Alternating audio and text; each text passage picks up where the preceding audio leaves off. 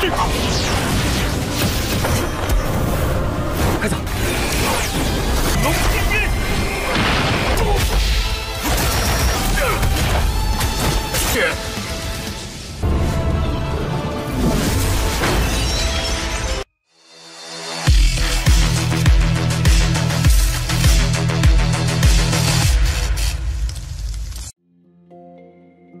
！Halo semuanya, selamat datang di Ruang Sinema. Bagaimana kabar kalian semua? Semoga selalu sehat dan baik-baik saja. Sesuai jadwal, jadi pada hari ini kita akan kembali melanjutkan series Donghua Jet Dynasty season ketiga episode 13. Tapi sebelum kita mulai, lebih baik kita lihat lagi apa saja yang telah terjadi pada episode sebelumnya.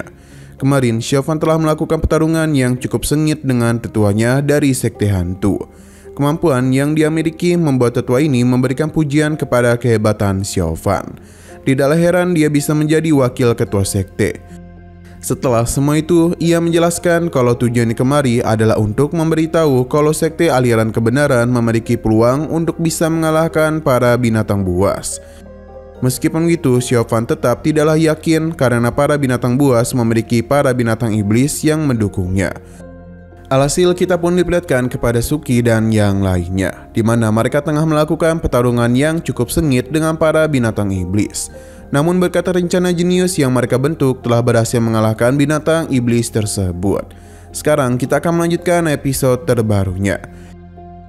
Kita dibawa ke sebuah tempat di mana di sana ketua sektinya datang untuk menemui tetua ini. Sepertinya mereka berdua sudah saling berjanji untuk kembali bertemu. Dosuan tidak menduga kalau dia sudah mewarisi teknik hantu dan teknik dewa pada anak tersebut. Mereka yakin kalau sifat murid ini akan sangat mirip dengan Dosuan. Bagi tetua ini juga, Dosuan akan selalu dihormati oleh para murid karena status yang ia miliki jauh berbeda dengan dirinya. Dosuan yakin tetua ini tahu apa yang sedang dirinya pikirkan, di mana teknik rahasia dari pedang Jetian akan dirinya gunakan. Ini akan membuat teknik pedang Jusian menjadi tidak tertandingi. Hanya saja mereka berdua sadar betul bahaya yang ditimbulkan setelah menggunakan teknik pedang barusan. Dosuan tidak punya pilihan lain karena pertarungan ini sangatlah penting bagi mereka. Tetua ini tidak dapat membantu dan hanya bisa berharap kalau Dosuan tidak membuat para generasi muda kesulitan.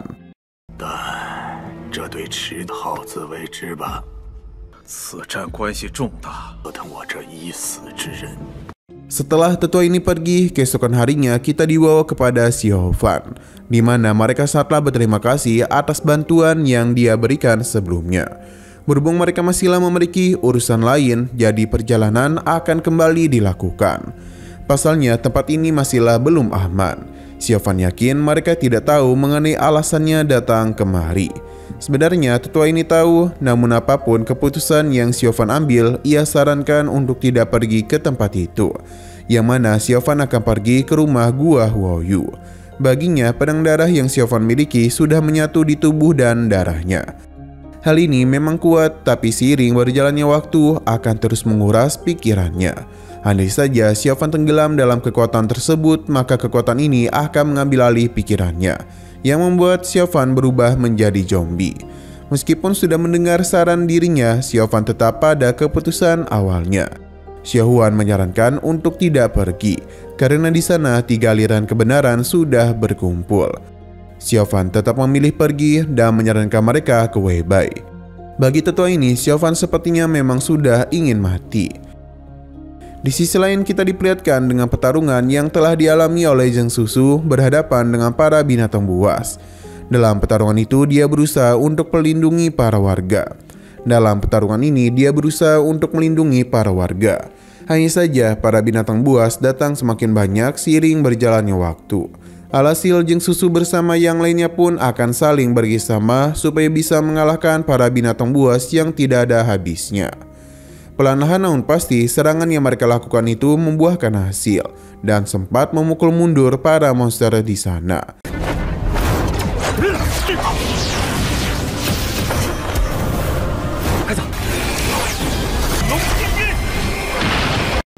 Tapi bukan berarti pertarungan ini akan selesai karena terdapat binatang iblis yang tengah melakukan pengawasan.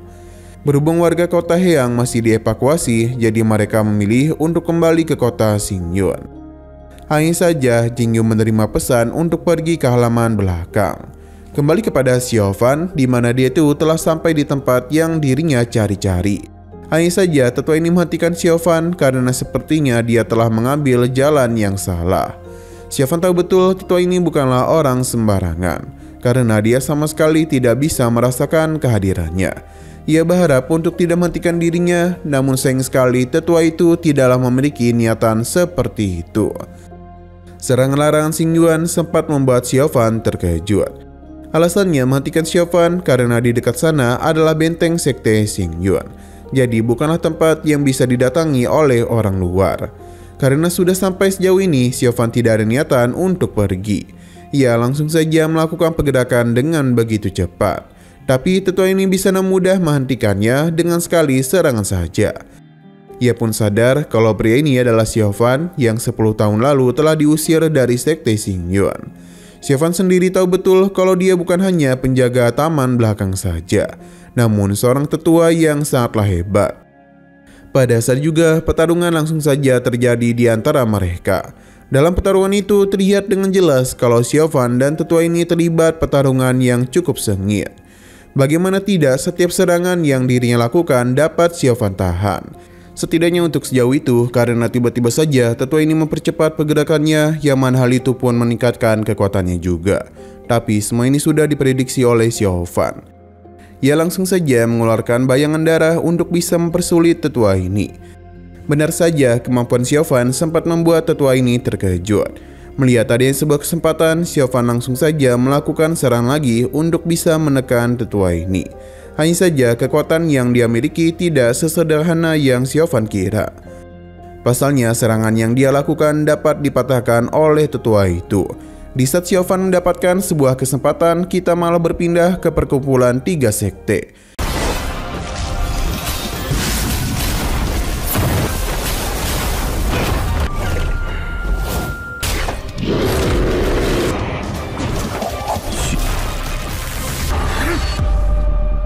Di mana mereka membahas mengenai berkumpulnya para binatang iblis. Hal ini sempat membuat para murid takut karena bagaimanapun hanya tinggal menunggu waktu agar mereka bisa kemari. Para ketua sekte mencoba untuk memberikan semangat karena nasib dunia tengah berada di tangan mereka. Tidak peduli seberapa kuat para binatang buas itu, mereka harus tetap mencoba untuk melakukan yang terbaik. Terlebih lagi saat ini ketua sekte Xingyun juga memiliki formasi pedang Juxian yang terkenal di dunia. Mereka berharap teknik tersebut bisa digunakan dalam pertarungan ini, karena bagaimanapun itulah satu-satunya kesempatan besar yang mereka miliki. Para murid juga mengharapkan hal yang sama. Dosuan paham karena dalam pertarungan itu nasib dunia berada di tangan mereka. Sebagai ketua sekte Xingyun, ia akan melakukan yang terbaik demi bisa mengusir kejahatan yang ada. Dosuan meminta semua murid dan tetua untuk pergi ke gunung depan demi bisa menunggu musuh-musuh mereka. Sedangkan para ketua sekte sendiri akan memikirkan rencana demi bisa mengalahkan para binatang buas. Yang Susu yakin kalau teknik pedang Juxian akan membawa mereka menuju kemenangan. Namun Jingyu baru ingat kalau dirinya harus pergi ke gunung belakang, dan pedangnya itu telah mengalami reaksi. Kembali kepada Xiaofan, di mana pertarungan masihlah terus dirinya lakukan dengan tetua ini, di mana serangannya pun akhirnya membuahkan hasil. Tetua ini baru sadar kalau Xiaofan memiliki kekuatan yang begitu jahat. Tapi ini bukan salahnya, melainkan efek dari penggunaan manik haus darah. Kekuatan yang Xiaofan miliki bagaikan hal yang melawan kekuatan Xingyun. Serangannya kembali dia lakukan yang membuat Xiaofan terpental. Hanya saja itu tidaklah membuat dirinya terluka. Karena berbagai serangan yang tetua itu lancarkan masihlah dapat Xiaofan atasi. Di sisi lain, Jingyu yakin betul kalau pertarungan telah terjadi di area belakang. Ia penasaran apa yang terjadi kepada seniornya.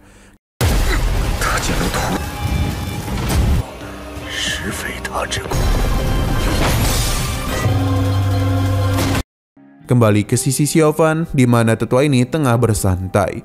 Namun ia sadar kalau pertarungan masihlah belum usai. Benar saja serangan kembali Xiaofan lakukan. Namun lagi dan lagi tetua ini memiliki kemampuan yang benar-benar sangatlah hebat.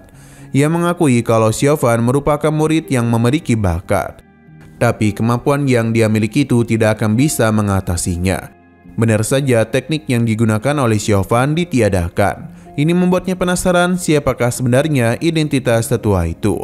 Serangan balasan mulai dirinya lakukan yang mengakibatkan Xiaofan sulit untuk bisa melawan.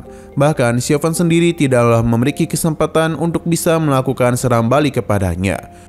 Karena hanya dalam waktu yang begitu singkat, tetua ini bisa dengan mudah memukul mundur Xiaofan.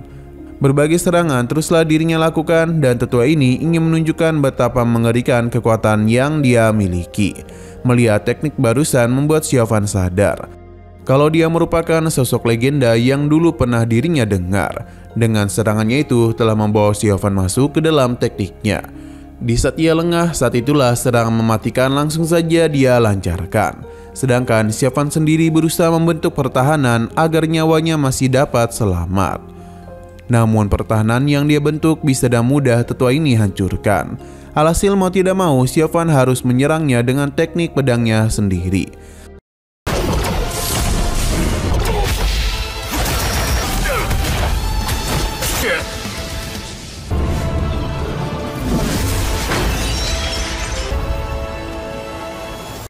Secara mengejutkan, teknik pedang yang tetua ini andalkan mampu diredam oleh Xiaofan. Tidak hanya itu saja, namun Xiaofan memiliki kesempatan untuk bisa menyerangnya. Sayang sekali pedang patahnya itu telah berhasil melukai Xiaofan, yang mengakibatkan kekuatan haus darah mulai menggila. Terlebih lagi, Xiaofan tidak niatan untuk mati di sini. Maka karena itulah dirinya langsung saja melakukan serangan balasan kepadanya. Hanya saja Xiaofan agak terkejut karena ternyata ada sebuah serangan yang melukai tetua ini. Di sisi lain, Jin Yu baru saja sampai dan langsung saja terkejut dengan apa yang dia lihat kepada seniornya. Karena bagaimanapun ada seseorang yang telah melukai tubuhnya sampai separah itu.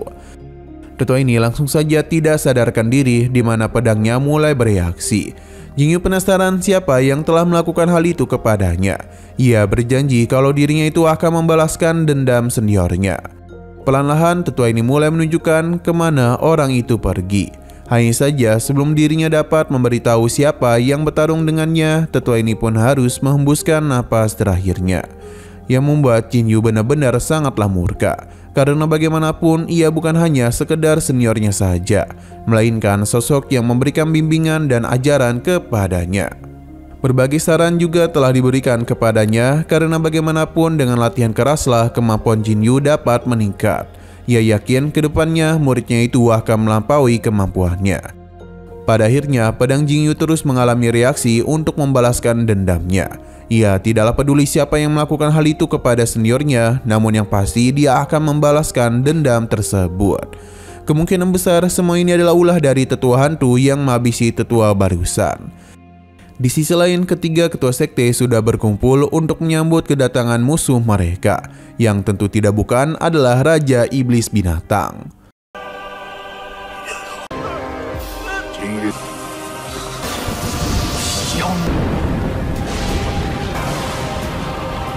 Nah, sayang sekali lagi seru-serunya, episodenya pun harus bersambung dulu. Oke, sekian dulu pada video kali ini. Untuk video selanjutnya akan segera hadir. Jadi bagi kalian yang mengikuti series ini, langsung saja klik subscribe dan aktifkan loncengnya. Terima kasih yang sudah menonton video sampai habis. Jika kalian suka pada video ini, klik like dan share ke teman-teman kalian tentang channel ini. Dan ditunggu aja kelanjutannya. Oke, sampai jumpa di video selanjutnya.